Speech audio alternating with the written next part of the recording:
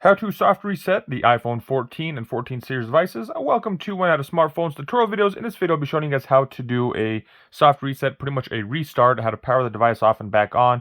Let's say you are having issues with your device, it's not working, something's malfunctioning.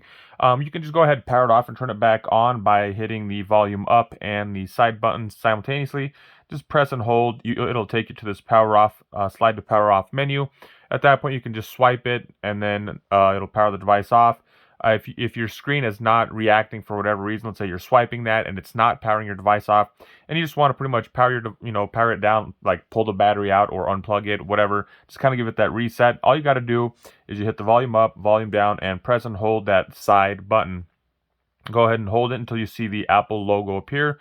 Once the Apple logo appears, at that point you can then reset or release your finger off of your thumb off of the side button. So right there, Apple logo popped on, and I removed that thumb. So you're hitting volume up, volume down, and then pressing and holding this side button until the Apple logo pops up. Once it pops up, it'll just kind of boot and take you back to the home screen, and that should then at that point reset whatever screen malfunction you're having and get you back working your device. So there you guys have it.